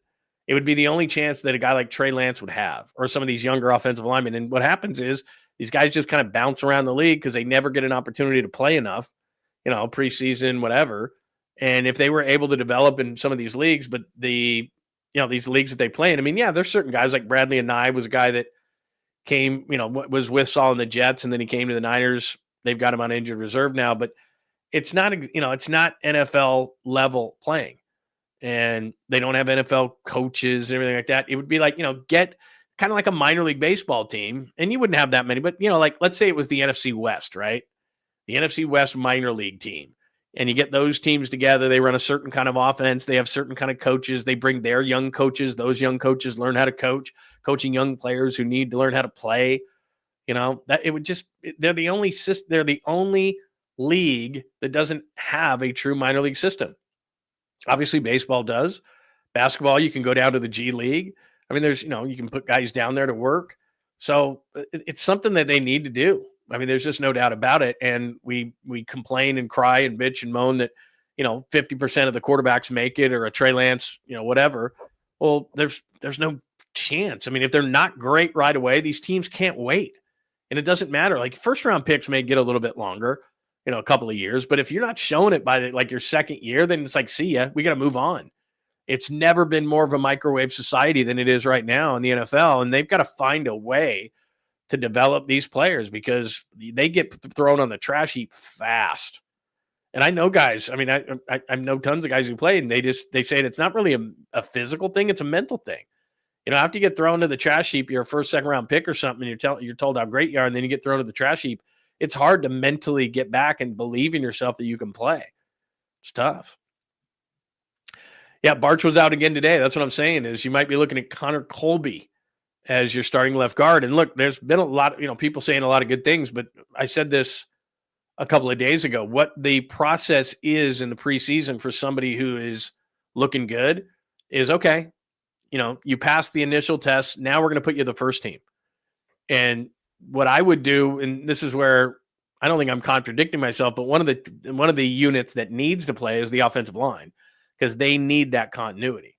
So I don't think Trent Williams is going to play, but you could see Burford, Connor Colby at left guard, our favorite at center, Dominic Putty at right guard, and Connor McKivitz at right tackle. And at least he's playing with the majority of the first team. And then you could see what he was doing. I don't know if the Raiders are playing first teamers. I don't know what Pete Carroll's going to do that way. I know like a guy like Max Crosby never plays in the preseason. They just don't want to expose him. But and then if they play against the first string of the Raiders, then they'll have some tape on a guy, and they can really determine if he can play. Because if you're playing against third and fourth stringers in the fourth quarter, that's all good that you got graded high, but you're not playing against guys who are going to be in the league. And you're sure as hell not playing against guys who are going to be effective in the league, for first string type guys. So they've seen him in practice. He's held his own, but they need to see him, get meaningful reps against players who are actually going to be in the league, and then they can make another determination of whether he's ready to play. So that's what I mean, though. The line without Trent's iffy, and then you're trying to work in a left guard next to Trent Williams and all the other injuries. So that's one position that they probably need to play. So what else before we get to the wire? We got a lot of good stuff on the wire today. I've spoken to him a lot. Thank you very much. Thank you. I appreciate that. He's getting better. He's working, man. He feels the love. Believe me. That's all I can say. I can't really give out information on it, but he is feeling the love. I do know that. Let's see. Yeah, I did see. I did hear that Colby had a good rep against Max, but then just one. Max Crosby's a freak, man. He's a total freak. Let's see. Since colleges are losing players due to the transfer portal, sometimes after one season, an NFL farm team would be great. That is a great point on the hook. And I've always thought that what they really should do is, a lot of these guys, and a lot of us went to college. We saw. My best story is, so I met this guy. I went to Utah State, not exactly Alabama when it comes to putting pros in the league. But I came in the same time as this guy who was a highly touted corner, and even at Utah State. And he was driving back in those days like a really nice RX-7, and we're like, that's kind of weird, but okay.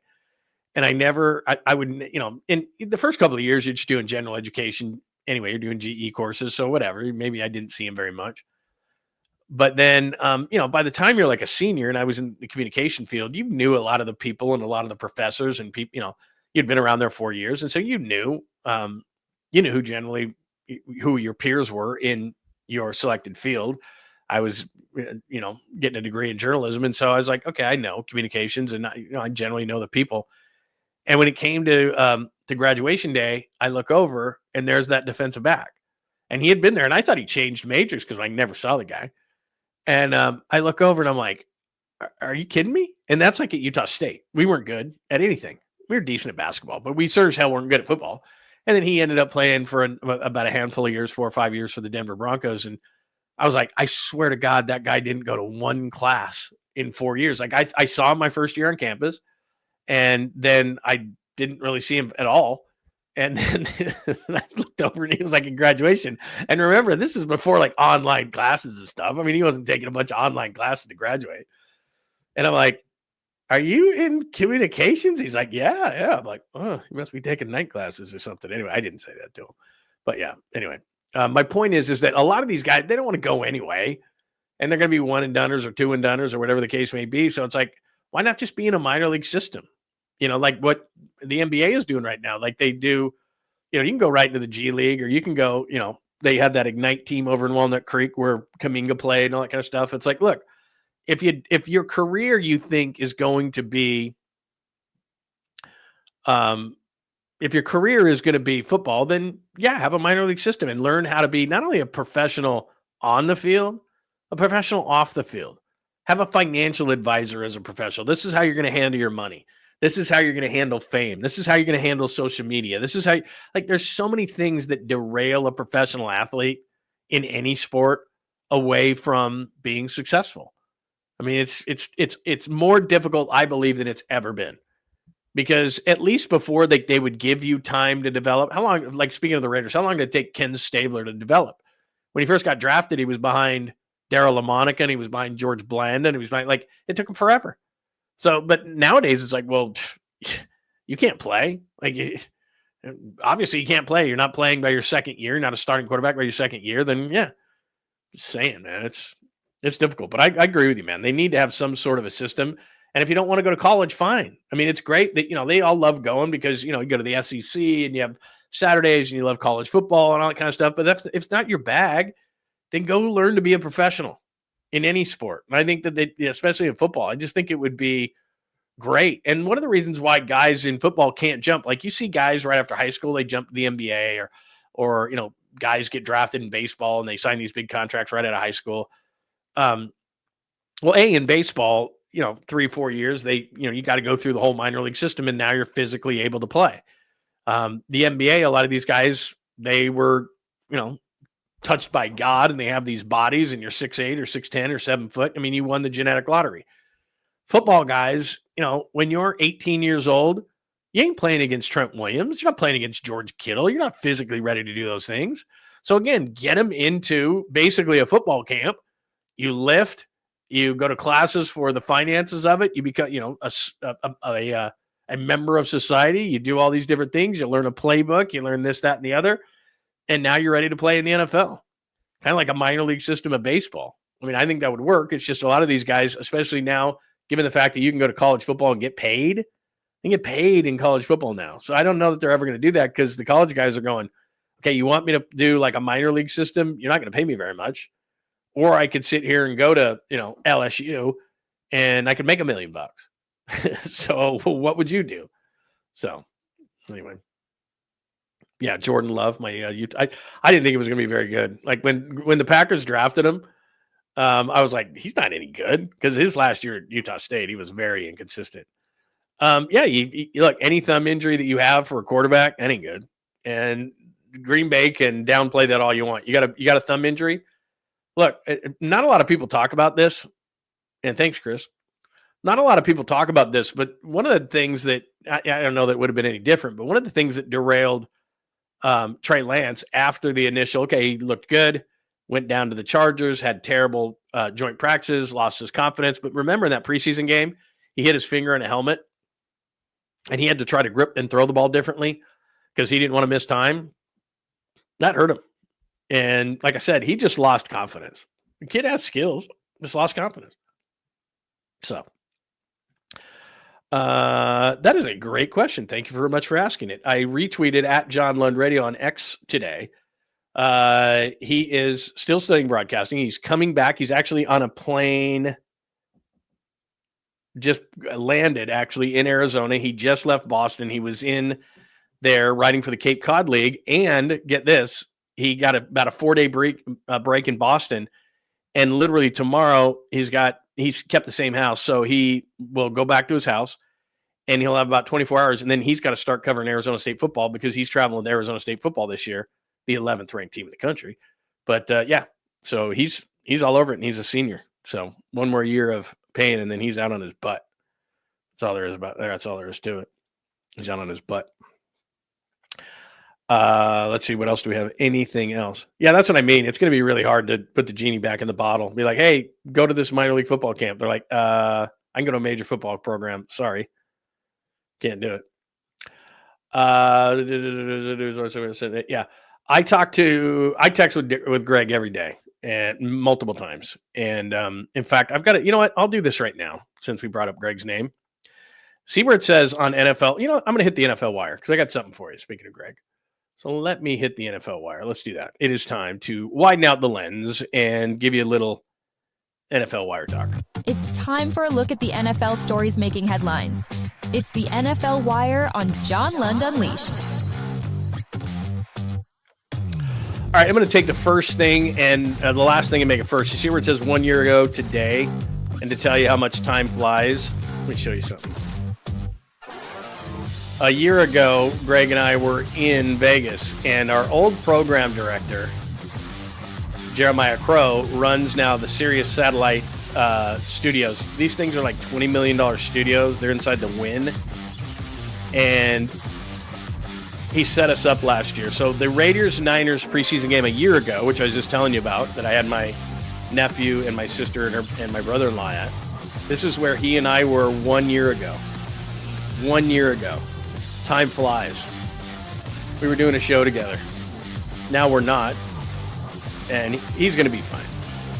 I have complete confidence. But 1 year ago for this very game, Niners, Raiders, that is at the Wynn in Las Vegas at the Sirius Studios. Those things are like $25 million studios. I mean, they've got a team there. I should have brought the video, but they've got all these different cameras all around from different angles. And throughout the whole show, they were clicking these different angles and all these different graphics could come up behind you. And this thing is no joke. It's a $20 million studio. And then what they have is you can walk right by it. If you're ever at the Wynn, you can walk right by this thing. And they do all sorts of, Sirius Satellite shows out of there, and Stern's done shows, and all these different shows do things out of there. And they have all these different engineers, and they can do all these different things. And they have all these boom mics and lights. And this thing is slick, man. They do concerts there. But anyway, yeah, that was 1 year ago for the Niners-Raiders preseason game. And there we are. Things are a bit different now, but he's going to be fine. I got a promise for you. He's going to be fine. So anyway, that was 1 year ago. Isn't that wild? So it says 1 year ago at the bottom during the NFL wire. That is crazy. Time flies. Time flies. So that was 1 year ago for Raiders-Niners preseason at the Wynn at the Sirius Studios. Let me pop that up again. That's sweet. No, that studio was sweet. All right, let's get to it. NFL wire time, wide receiver talk. Now, a lot of people are going to say, hey, you know what? You know who's available? Who says he's not going to retire? That would be Odell Beckham Jr. He's drawn interest from several teams, plans to play somewhere in 2025. A lot of people are thinking he was going to retire. He's not retiring. He did get released by the Dolphins. Now, you probably know this, but I'll remind you, Kyle Shanahan's a big OBJ fan. When the Rams picked him up, when the Rams won that Super Bowl against the Bengals, he got hurt in that game. There was talk that the Niners were going to pick up OBJ. Kyle's always been a big fan. Here's the problem. If he's going to play for nothing, and they've got a lot of wide receiver problems, obviously, the 49ers, we know that. Comes into the league on fire, right? 91 for 1305, 96 for 1450, 101 for 1367. Dude was unstoppable. Then the injuries start, right? Only plays in 4 games in his 4th year. Wears out his welcome. Has a decent year, but by his standards, a little bit down in 2018. Then the big trade to Cleveland, and he was just okay. 74 for 1,035, 4 touchdowns. Just okay. And then the injuries hit again, only 7 games. And then you get the combination here. 2021 was a combination between the Browns and the Rams. And he wasn't horrible that year. 44 catches, 537 and 5, not bad. But then you go to 2022, did not play. Go to 2023 with Baltimore, and that's not a big passing offense anyway. Had an okay year. The yards per catch, not bad at 16.1, but only 3 touchdowns. So, and then last year in Miami, injuries, only played in 9 games, 9 catches, 55 yards. He's not overly aged. I mean, he has been in the league for 10 years, but he's not an old guy. Early 30s. He could still be effective, but he hasn't been a Pro Bowl type since 2016. He has not had a 1,000-yard season since 2019. And remember, we're playing 17 games now. So a 1,000-yard season is really not that big of a deal. And he hasn't even been close. I mean, you look at 20, you look at 21.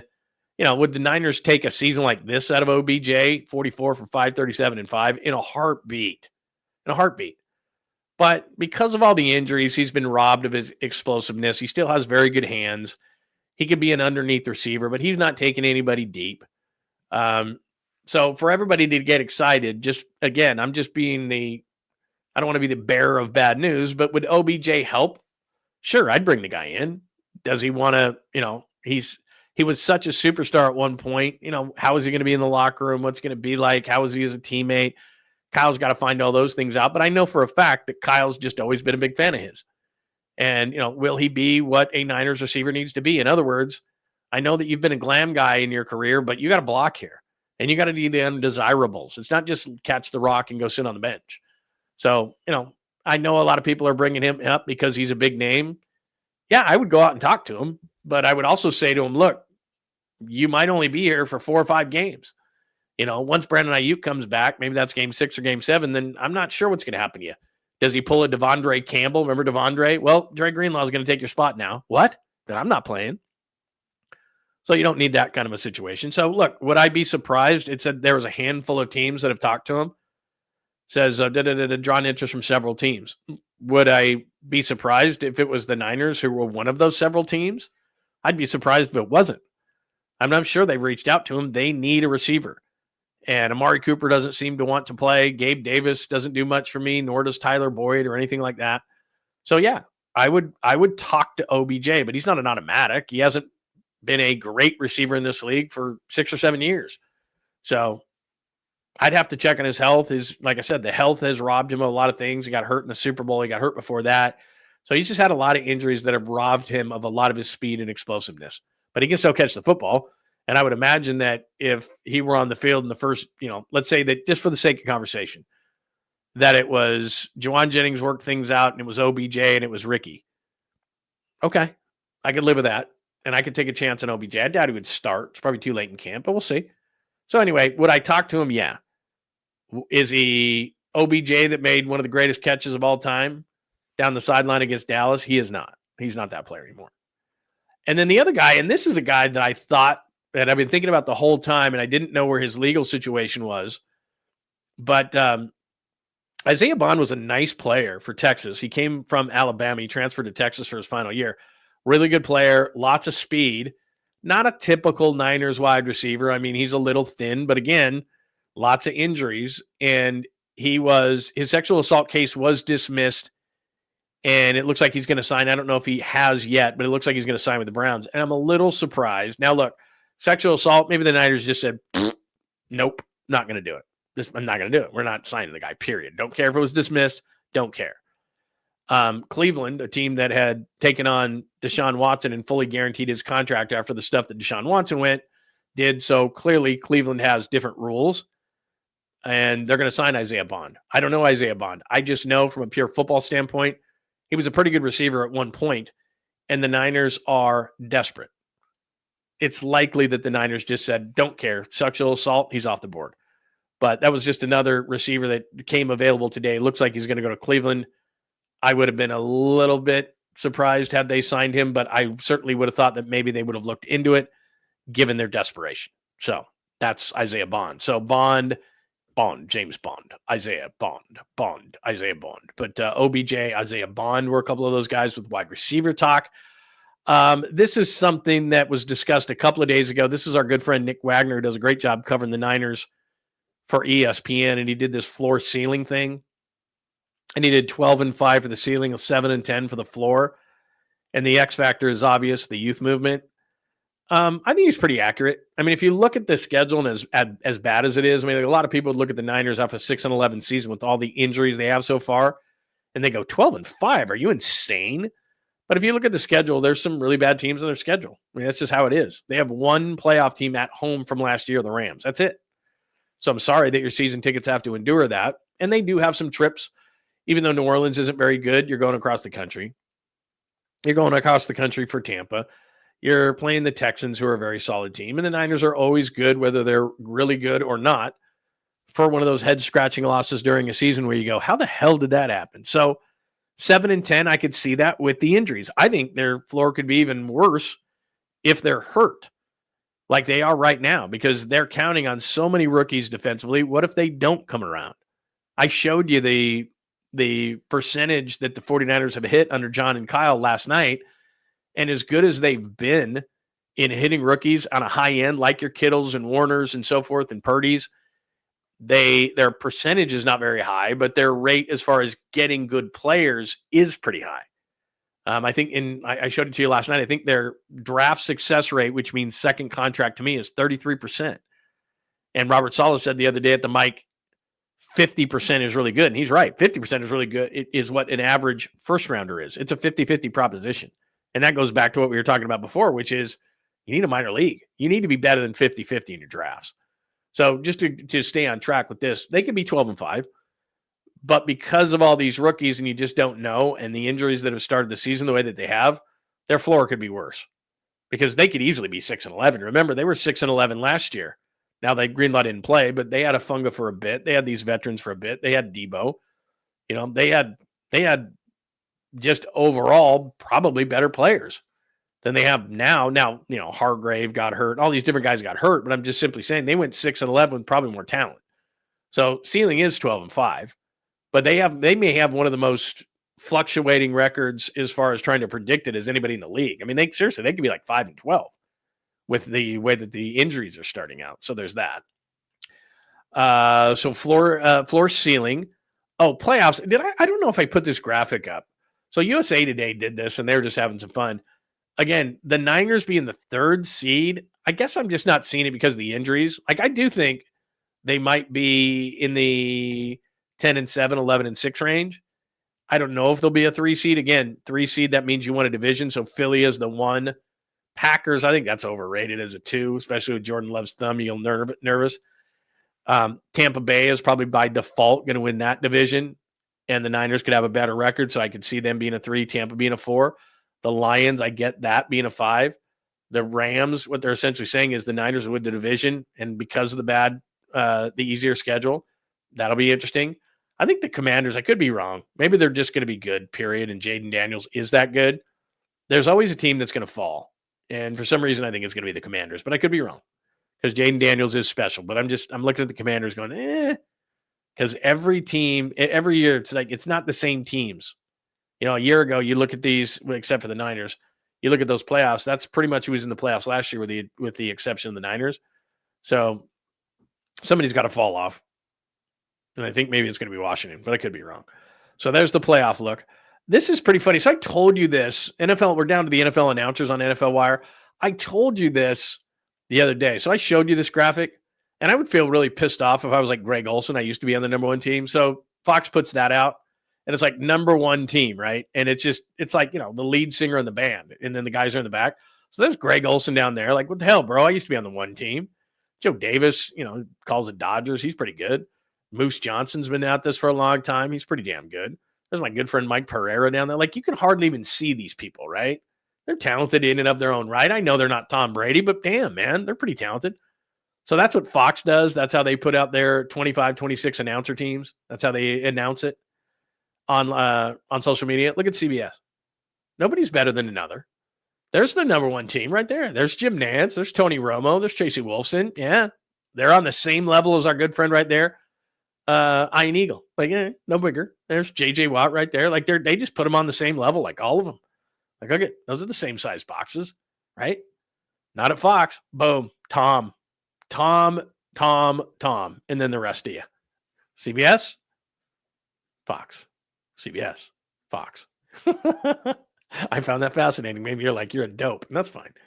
Just saying. Like, who do you think? Fox is just like, look, if they could really, they really should have put Tom out front like a lead singer. And then, when they show the rest of the band, like the drummer and the bassist and the guitarist, maybe the guitarist gets up there a little bit more, like Mick and Keith are up there.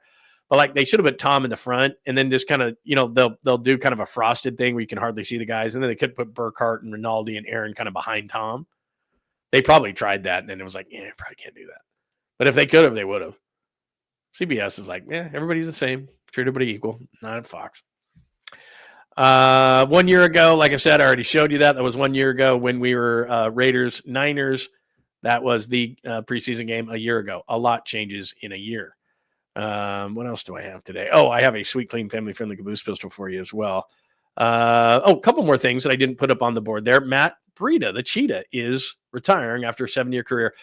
You know what's crazy about that? Things go so fast that I remember Matt Breida in training camp with the Niners, and he was wearing 49. And there's this fast dude running around. I mean, Matt Breida is fast. Remember that 88-yard touchdown he had on the Monday night game against the Browns? Matt Breida's fast.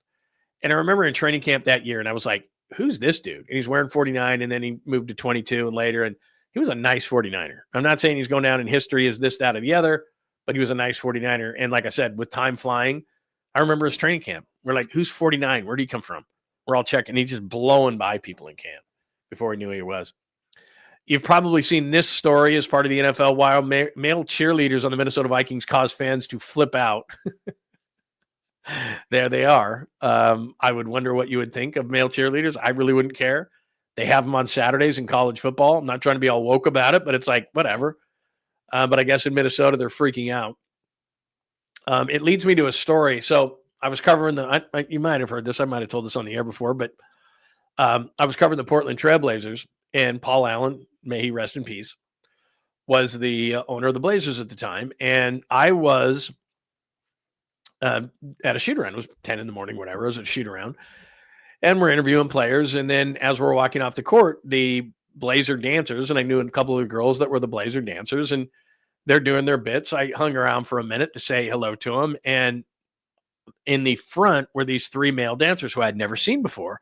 And they're doing a routine, and I kind of hung out for a while. And then I went to, afterwards, I went and talked to one of the girls, and I go, since when did you have male dancers on the squad? And she goes, oh, we're debuting them tonight. I don't remember the game, whatever it was. We're debuting the male dancers tonight. I was like, oh, okay, interesting, cool, fine, whatever. So then I go to the game, and I did pre-half and post for the Blazers. So I was back in the day on radio. They kicked us upstairs now, but it used to be courtside. And so I'm sitting courtside, and the Blazer dancers come out, and I forget that, they got the guys coming out there, and this is in the first quarter. So, the first break in the first quarter at an NBA game, the dancers come out, and the guys come out. And then the funniest thing happens. The next time they come out, the male dancers aren't out there. And so I thought maybe it's just a bit that, they're in certain bits and they're not in other bits. And then they came out again, no male dancers. They came out again during the game, no male dancers. And Paul Allen, used to own the Seahawks, Microsoft guy, owned the Blazers, but where he would sit he'd sit right below one of the baskets, first row, right in the middle, right there. That everybody knew Paul Allen. Never approached him or anything. He was too smart. What am I going to say to Paul Allen? But just to the left in the first row of one of the basketball standards. And apparently what had happened was he was sitting there and he saw the male dancers and he didn't approve. Nobody went to him with it. And you're not going to go to the owner for everything. And so anyway, long story short is he whispered over to his guy, I don't want any male dancers out there. So that was it. They never had male dancers again. They did one bit, first quarter, first break of a Blazers game. And after that, Paul Allen's like, no, we're not having that. And that was it. So I don't know is it Ziggy Wolf who owns the Vikings still? And maybe he just isn't going to have it. Maybe that same thing is going to happen, but people are freaking out. Like I was looking on social media today. There were people who are like, like actors and stuff who are, prominent people who are like, I'm going to come up. I'm going to switch teams. I'm like, is that bad? Anyway, there you go. That's what happened. True story about Paul Allen. He was like, somebody told the story far better than me. They just basically said, Paul Allen said, get them off the court. And then that's all I said to him. That was it. They were done. That was it. All right. NFL Wire wide receiver talk, floor ceiling for the 49ers. What do you think of that? Playoffs. The USA Today does have the Niners as a 3 seed. That might be a little rich. NFL announcer, CBS says, hey, we're all one. Fox says, no, it's Tom and the number 1 team. And 1 year ago, Pop and I at the Raiders and Niners preseason game. Any questions, comments, or thoughts before I get to the sweet, clean, family-friendly caboose pistol? And it's a little different tonight because it is a sports-related, sweet, clean, family-friendly caboose pistol, which we don't normally do. But we're going to do that in just a second. Let me make sure that we don't have any more questions, comments, or thoughts on the NFL or on the 49ers. I think we're good. Oh, let me hit these. I've told you that if you want your stuff on the show, 100% guaranteed, hit us up at the super. Fuji, our first super of the night, bottom of the pint, with Larry or Damon. I am definitely doing the bottom of the pint. Did not want to do one last Friday. I got to be completely honest with you. I'm disgusted with the Giants. And as much as it pains me to say this, they need to fire Bob Melvin and the entire staff and figure this out because there's a talent issue. There's no doubt. But losing, 13 and 14 at home, looking as lethargic as they have, having Elliot Ramos continue to make these boneheaded mistakes mentally and physically, that's not acceptable. And that reflects on who's managing the baseball team. So that's all I say about that. You know what? I'm going to do it right now. Fuji, I'm going to do it right now. I'm going to email our friend and see if we can get something done. In fact, you know what? I'm just going to get it done. I'll get it done. Because I can do it. Because I have a shop and they'll send them to me. And you will be the first one. Fuji, if you're still here, tell me what you want. And the first order will be on me. Because you ask all the time. And I'm like, yeah, we'll get that done. And I haven't. And that's on me. Harry Johnson. Hey, ladies and gentlemen, boys and girls of all ages, is our good friend Harry Johnson with a great contribution to the show. Thank you for the super, my friend. How's the new gig? Why do they practice outside in Vegas? That's a great question. They were practicing inside for a while. I guess that they just figure what the hell that, everybody can do that. Now, having said that, Fred Warner did say that he was up at the crack of dawn today and they were over at the facility for early film watching and they were out on the field by 8:30. But still, if you've ever been to Phoenix or Vegas or somewhere like that, it doesn't matter. It's hot as hell by 8:30 in the morning. So, yeah, I think that's a little weird. And that's another reason why if I'm Kyle, look, I did my stuff. My guys were out there. My guys were working. By the way, I don't have this cut. Maybe, you know what? Let me see if I have it because it's a great cut from Fred Warner and I didn't put it in my stuff. I didn't cut it up. I'll use it tomorrow on the show. But essentially, so I had a friend of mine that I did a show with in Detroit. I did a morning show in Detroit and I did pre-half and post for the Lions. And a friend of mine named Mark Spindler played defensive line for the Lions for about 9 years, played for the Jets as well. And we were at training camp one day and we were outside. And in Detroit, it's either cold as hell or hot as hell. There's no real medium. And so it was humid as hell and it was hot one day. And I don't remember the exact circumstances, but I was bitching and moaning like a radio guy would do that I'm sitting in the sun sweating and it's humid and blah, blah, blah. And he turned to me and said, you got to make friends with the sun. And I said, what the hell are you talking about? And he goes, look, when you're in the NFL, he goes, it's hot as hell. He goes, it's humid right now. Imagine if you were on all these pads and a helmet and you're hitting guys. And what you have to do is you have to make friends with the sun, is what he told me. He's like, you have to go onto the field with this great attitude. And it's funny because when I used to do mornings and we'd be on the air at 6 o'clock in the morning, I'd get up at 3:30 in the morning. I wouldn't hit the alarm. I wouldn't hit a snooze. I wouldn't do anything. Every single day, I convinced myself I'd pop up, I'd sit up and I go, this is going to be the best day ever, because you had to fool yourself mentally. It's not natural to get up at 3:30 in the morning. I hated every second of it, but I had to tell myself, and driving in to the station and getting there like, 4:45 and then prepping and then by like 7:30, you'd wake up and you're halfway through the show going, cool, this is great. But that first alarm going off at 3:30 when you can't hit a snooze, you have to kind of, come to grips with that and make it like you have the best attitude ever. And that's what he told me. He's like, you have to make friends with the sun. And I went, oh, okay, I can relate to that. And so it's the same thing. Fred Warner essentially said that today is, look, because somebody asked him about the heat and 98 degrees and all that kind of stuff and practicing this. And he goes, look, man, he goes, it doesn't matter. You got to go out there with the right attitude that you got to improve every day. And I'm like, well, that's why you're a winner. And I'm not, because I'd have been bitching 100 degrees. What are we practicing in this for? But that's not Fred Warner, man. All right. I know you want the 16 ouncer because we need that.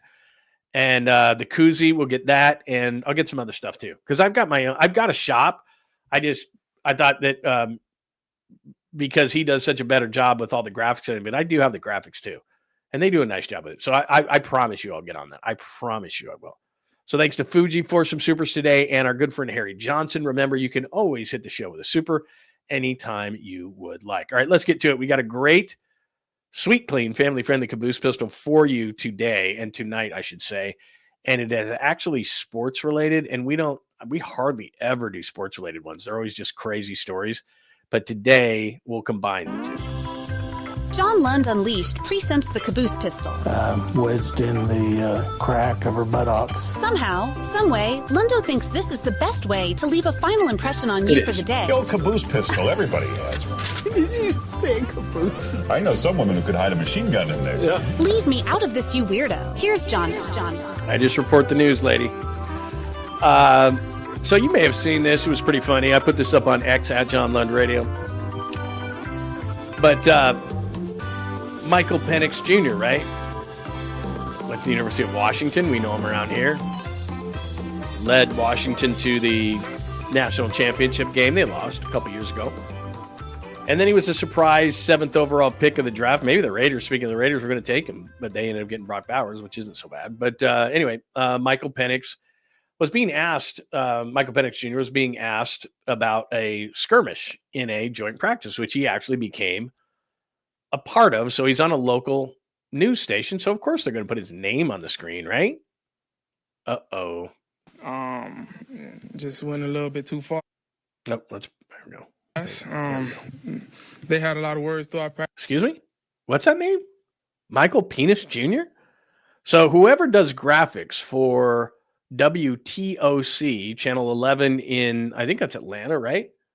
The Southeast's news leader, I think is what it says right there. 628, 85 degrees. It's 85 degrees at WTOC, Channel 11 here in Atlanta.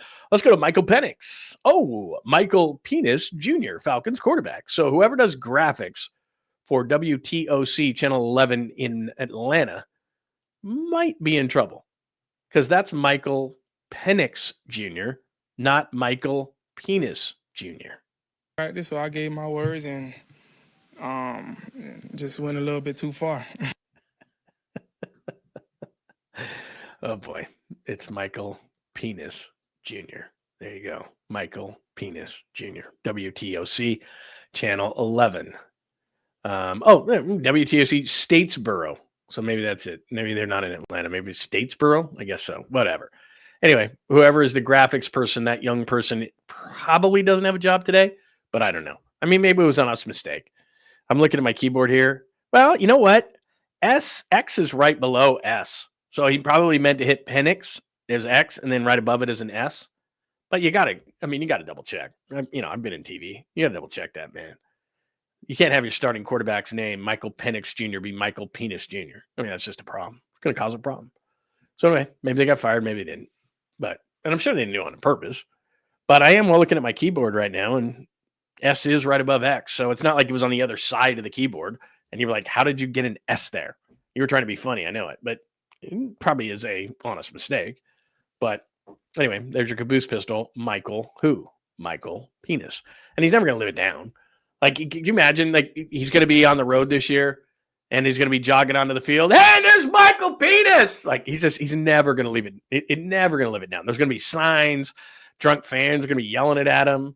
You know, he's in the NFC South, so, like, Bucs fans probably hate the Falcons or Carolina or New Orleans or something, like drunk New Orleans fans off Bourbon Street, hammered. They go to the game on Sunday. They've been drinking all morning. Michael Penix Jr. comes running out on the field for the Falcons. He's going to get it. It's going to be all sorts of penis jokes.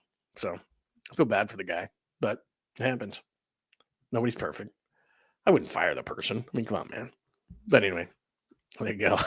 I thought it was a joke at first. Like, I didn't think that actually happened. And then it kept coming in. And then I looked it up, and sure enough, they even had it on the website. It was like, nobody caught it the first time around. because everybody else did on social media. So anyway, yeah, well, Papa J, that's a great point. They're doing it in the WNBA. They'll probably do the same thing. You're right. When he runs onto the field, he is probably going to get bombarded. And yeah, you're right. Yeah, probably an autocorrect. You know, your autocorrect is like Penix. What is that? Computer's like, nah, I have no idea what you're talking about.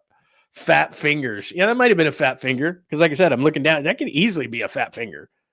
The X turned into an S. That could easily be a fat finger. There's no question about it. Yeah, you can't fire that person. Can't fire that person. So there you go. That's my stage name. That is outstanding. That is outstanding. Yeah, that guy's never. Can you imagine his friends too? They're all texting him. All his college buddies in Washington, they're all texting him all day. That's all he's heard. And he didn't do it. You know, it's one thing if you did it. Like I didn't put the graphic up of Michael Penis Jr. Like that's, I mean, he's like, I was just talking in some TV station. Like, you know how many times he's seen that on his phone? Like, he probably got done with that interview, had no inkling that had happened. And then all of a sudden his cell phone started going off like wildfire, like popcorn, just with this picture. And he looks it up and he's like, what is that? Dudes are texting him, Michael Penis. He's like, Michael, what does this mean? And then all of a sudden he's getting these pictures. He looks on social media. It's like, I had nothing to do with it. Dude, the graphics. Michael Penix. He's never going to live it down. And it's somebody else's mistake. Oh, thank you, Dank Dank. Very appreciative of your generosity this evening. That's 5. That's 5 tonight. Very nice. Thank you very much for that. That is our good friend Dank Dank. If you have anything else to say, you are free to say it. I'll put you back on the board. Thank you so much for the donation to the program. Love it. Hi, Law and Odds. Good to see you. There's a pit ball in Vegas at the Trop every year. At least a few years ago, we looked like a bunch of. Yeah, I'm telling you, I don't know. I enjoyed Vegas last year. I had a really good time, but it is hot. I stayed inside like the whole time, and then you can just walk. It's great because they get that little pathway to the stadium. I got to be honest, it is nice. It is nice, and it's right off the strip. If you've never been to it, it's nice. It's worth going. It is absolutely worth going. Anything else? I think we did everything. We gave you a recap of everything. We had to talk about injuries, how'd they do, takeaways, offense, defense. Do you play players in the preseason? A couple of wide receivers in the NFL wire. Would you want Odell Beckham Jr.? He hasn't been good for a long time. A floor or a ceiling? Nick Wagner of ESPN says 12-5 for the ceiling, 7-10 for the floor. I think it could go worse than that.